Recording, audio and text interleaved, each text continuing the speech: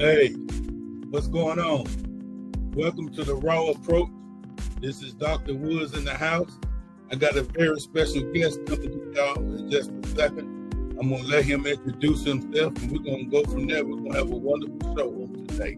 But for right now, I want to give y'all an inspirational insight.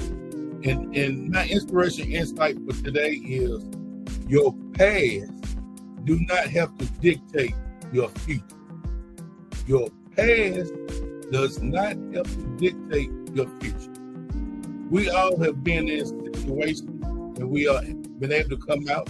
At least we try to come out. We can't stop. Whatever the past is, don't let the past keep you down. Let me give this to you for free. Have you ever noticed when you're trying to move on in life, people want to always bring up your past as a way to hold you down? I'm going to give you something else for free. That person that's trying to hold you down will go find other people to hold you down. And they become together just to hold you down. But this is the catch. All the energy that they are putting in to hold you down, that means you will mean something more to them than they mean to you.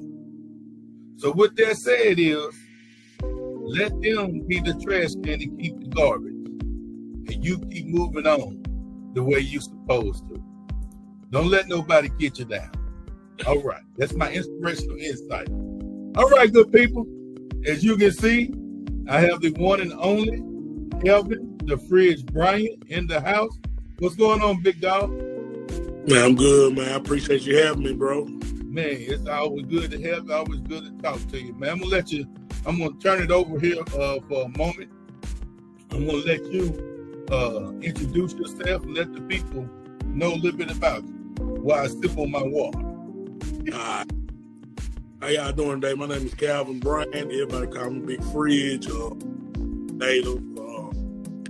Went to school at Hillsborough High School. A star football player.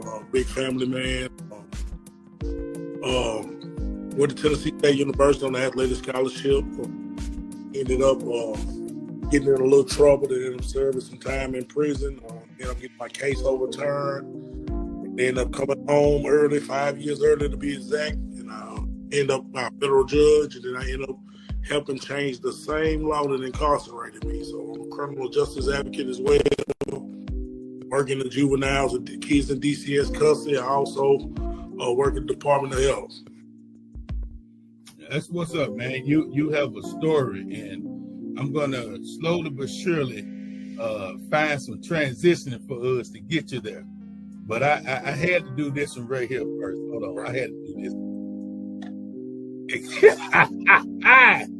Oh man, gun right there. I know you had fun with that thing. All right. Tell me what's going through your thought at that moment in time right there, man. Man, bitch, some of the best years of my life, man. I mean, okay. Pictures. That was fall practice right there. We won the state championship that year. So aftermath of that was great right there. Yeah, well, because that was what year? 2003 right there. Yeah. I know I was I graduated. I was rooting for you, big dog. Everybody knew about the Fridge in Nashville running over folk. I appreciate that. Let me get one more here for you. There you. Okay. On the gridiron right there, man. Yeah, that's the gridiron. The picture in the middle there. What's going on right there? Are you in a hospital bed or you just laying down chilling showing your championship ring? Now, that was actually me and a teammate of mine. Our backs was against the wall, and they used to have a paper called the City Paper. Okay. They came up to the high school. We just got our state championship rings, and we were just leaning back against the wall, showing them off. Oh, okay. I'm like, I didn't know he was in the hospital. But all right, that's what's up, man. That's what's up. I like that, man. I'm glad you're on. So let's go straight on into it, Brother Calvin. Do you for friends or whatever? First of all, I want we're going to talk about a gamut of things such as your past, your future, what's going on with your family, and the service that you do in the community, man. Because I really think you do wonderful work, and I want to give you your, as they say, your flowers, your kudos, your claps, and everything that you deserve, man. So, do you want to talk about the rule and the law that you had changed in order for that the same law that incarcerated, one that you thought to have changed? Yeah, we can talk about it. I was charged with a law called the Drug-Free School Zone law. What that is, that's any sale or delivery that takes place within 1,000 feet of a school, daycare, library, community center, or church. So, the thing about that, that's really anywhere in the inner city when they really want to apply it. So, I was charged with that. And with that charge, it carried 100%. So, I was sentenced to 17 years at 100% when I was found guilty in trial. Okay. Yeah. And so what steps did you go through to help get that law changed? Well, I did 10 and a half years before my case was overturned. My case was overturned by a federal judge due to effective assistant counsel. So when I got out and got with a group out of Washington, D.C. Called Families Against Mandatory Minimums. And we went in front of the legislature, and we really basically had myself testify along with other people about how this law affects the Black community and people of color because of the inner city and so many schools around. So we ended up getting some play on that law, and they changed the law that really the judge has the jurisdiction enough now not to charge people with the school when it's not open. Like when I did my sales, the schools was not open. So, they kind of used the law to their advantage. Like it could be in the summertime, they was hitting schools on. They talking about they protecting kids, but kids had nothing to do with the charges. So they ended up changing that law where the judge has jurisdiction over the DA to go out the school zone, and it's also 500 feet instead of 1,000 feet now. Okay, that's what's up, man. Well, I'm glad to have you back into the community, man, because you do great things. So let me go into one more with you. You ready? Right.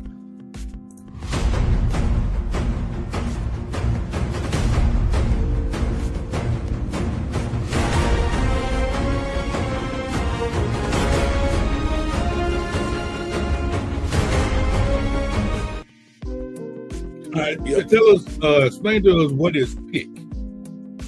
PIC stands for Positive Inner City Kids. So when I was incarcerated in 2015, I wanted to do something to have a huge effect on the community. So I wanted to give back to started my own nonprofit organization from the inside. And it was based around equipping the kids in the community successful, equipping them with the tools to be successful that they address don't determine their outcome, basically. We do mentoring, community events,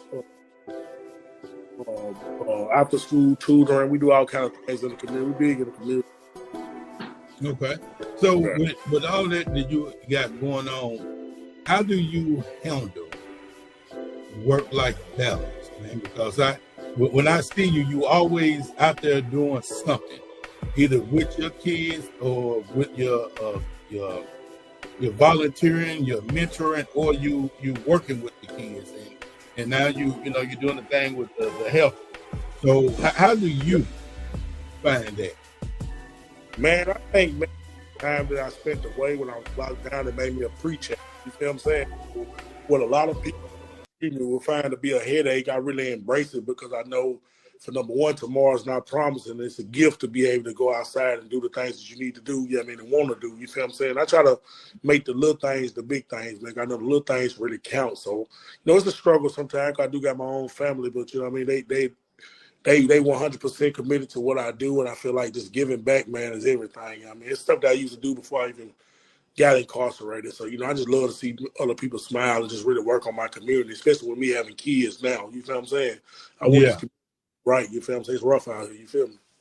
Yeah, it's super rough, man, and of course, man, I did 27 years in the industry, and you have to have the heart for it and the love, because it's not easy, but I always tell people, if you got the passion for it, you make people think it's easy. Right. And then when they step into that footstep as you move away, and they'll be like, man, this is some mess going on over here. No, but you have to have a passion for it, man, and be able to, the goal is to teach these youth, man, that no matter what goes on, we there's somebody out here that can provide you with the information that you need to get you where you need to go. And the thing with having mentors like yourself, they can't pull the wool over you. No, they can't, not at all. Yeah, man, because I used to love when you come in, man, you talk with them, and a lot of times you let them, go through all the, as we say, the BS. And then when you tell them, when you get through with the BS, now let's get down to the nitty gritty of it. And let's see what, how we can find a solution, man. And I tell people sometimes reaching out to these kids in a different perspective, you got to have other people that bring different perspective, because not one person can do it all. So I appreciate you on that. So as you continue to go in work-life balance, have you found out that one thing that works just for you, that provides you with that peace at the end of the day? I think, man, coming home to my kids, bro, like when I was incarcerated, I did 10 and a half years. I got locked up at 22 and came home at 32. So, coming home to my kids, man, my biggest fear when I was incarcerated, that I wouldn't be able to make it out to be able to have kids of my own. So, regardless of how my day go, I leave it at the door. You see what I'm saying? I leave it at the gate. So, when I come home and see them, I got a 2-year-old, a 3-year-old, and a 5-year-old. And to see how they be, it motivates me, man, to leave what I might have been through that day at the door, and also to strive and make sure that they out here in good community, bro. So I'm not going to be here all the time. You're not going to be here all the time. So, each little guy can change, and they'll change their way of thinking. That makes the community better for my family and your family. You feel me? Absolutely. And I think a lot of people don't see that. If it weren't for people like us, then it won't no community be safe. No, for real. But hey, what I like about that piece, man, is that, and I try to teach this and preach this and live this and be the example, man, is that no matter what we go through in life, I tell people, you have to learn to deal with the things that you can control. Right, most definitely. Things that you can't control, man, you gotta let them things go. And I was talking to a friend of mine just last week on Sunday, and then actually we talked about the same thing Sunday for last, man. I, especially when I've been traveling and going to different behavioral health hospitals and dealing with other staff and providing training and support, man, I see so many people, man, that they can't let go. They can't let go. And we had one staff member, they had to rush him to the hospital. And, they thought he was having a heart attack and everything. And they got him and they ran all type of tests on him. And the doctor just pretty much told him, when it's all said and done, there's nothing wrong with your heart. You stressed. Yeah. You holding on to too much stuff. And I know it's easily said and done, but it's just like my thing with work-life balance. I want to talk to people about that all the time, because a lot of people is really getting into that now. Companies is realizing that if they don't preach and teach a work-life balance for their industry, man, you're not gonna have qualified workers that's gonna work. They're gonna be gone. No, they're gonna be too stressed out. They're gonna leave. You know what I'm saying? So that's very important information, man. All right, now let's talk about your book for a moment. I got a video I want to show, and then I'm going to let you have at it, okay? Look at that big dog. Look at that big dog. Hottest thing out, man. Hottest thing out, man. Read the back of it. Growing up in the inner city projects of South Nashville, an impoverished community can be chaotic. Destined for greatness. Calvin Frears Bryant became a high school football star and a leader for his entire community. When life took an unexpected turn, Frears at the age of 15 was forced to decide to better his environment. Frears became involved in the National Street Organization, crossed by a longtime family friend who became a confidential informant wearing a wiretap, landed Frears in prison for 17 years. You hear me? Frears' spirit remained unbroken despite the hardships, with the opportunity to start start over through an early prison sentence release. He continued to rise above adversity, challenging his experiences into positive action. His influence persists, guiding his community towards a brighter, more hopeful future. After serving a decade in prison, Big Fridge, who is me, came home and has returned to tell both sides of the story, man. Watch that movie. Watch that movie come.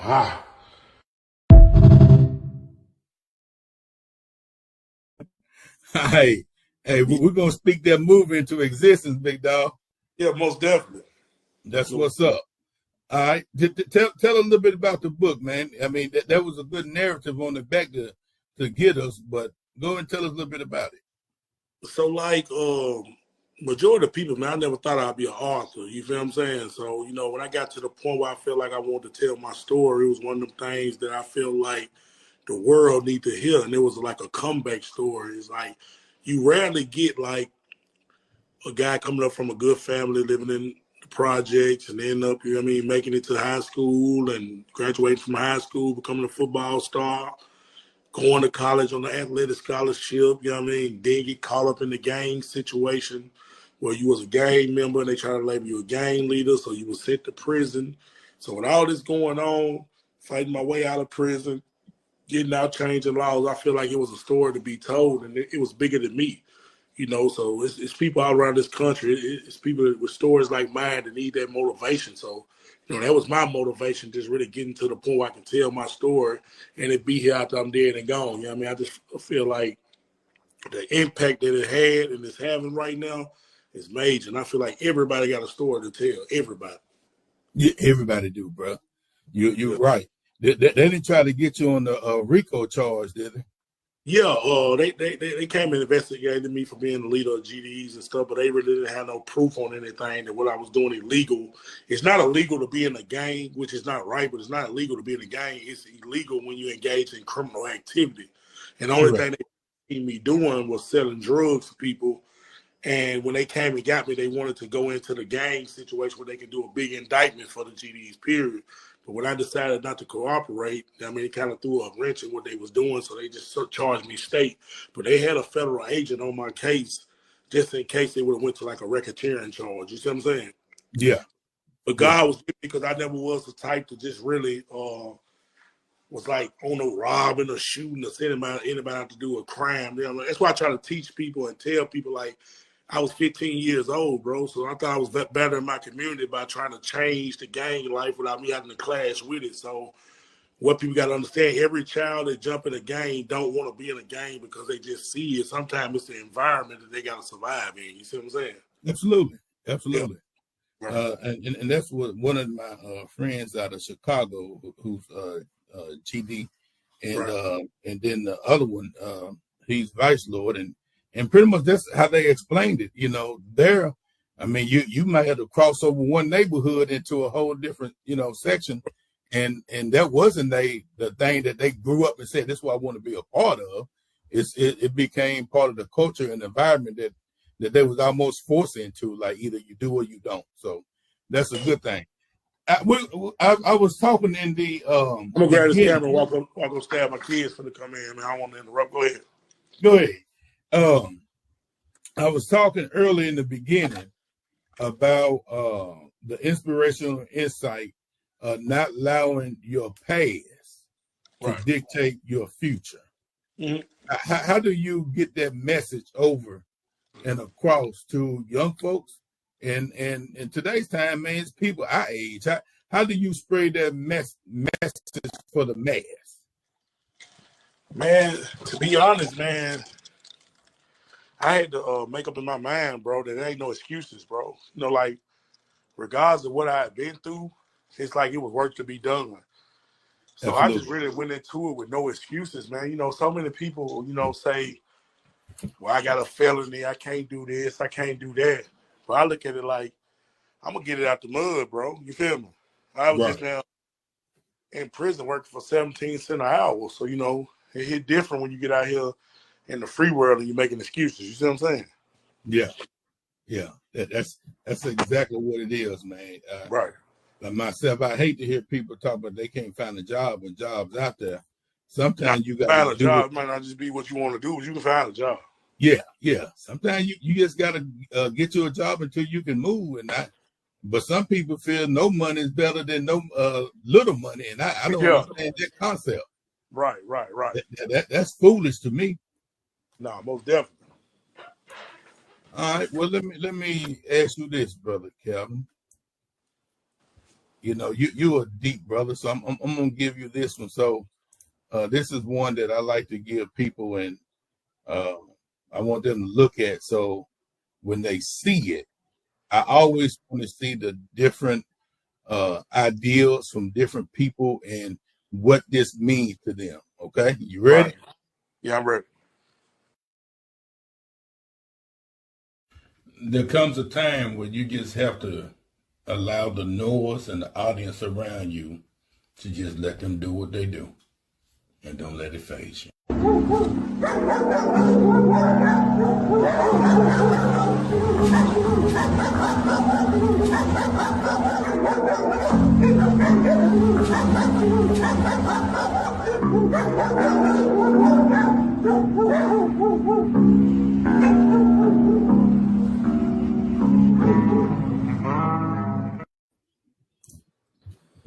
What did they tell you there, big dog? What comes to your mind? What comes to my mind is not what happened, is how you react to it. So, in life, you're going to go through it's can you operate in chaos? You feel what I'm saying? And that's what it come down to. Like, those that can operate in chaos survive longer than those who react so quick. You feel what I'm saying? Yeah. So, it's about really, like, not what's a threat, it's what you make a threat. In most situations. Right. Absolutely, man.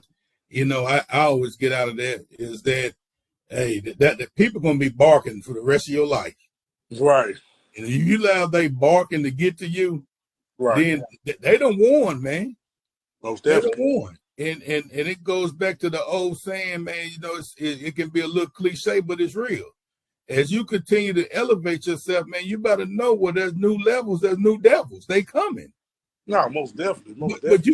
But you got to prepare yourself. You don't act shocked because they acting foolish. And I always tell people, man, if people stop talking about you, they don't want. Yeah, most definitely. You know what I'm saying? Hey, if they talking about something and you, it has to be important to you because sometimes you don't even hear it. Right. You know what I'm saying? I laugh about. It's funny. I hear people talk about how they block people on the phone and all that type stuff. Right. Then about 4 or 5 months they call you up and be like, "Hey, I just want to tell you that I wasn't reaching out to you because I had you on block.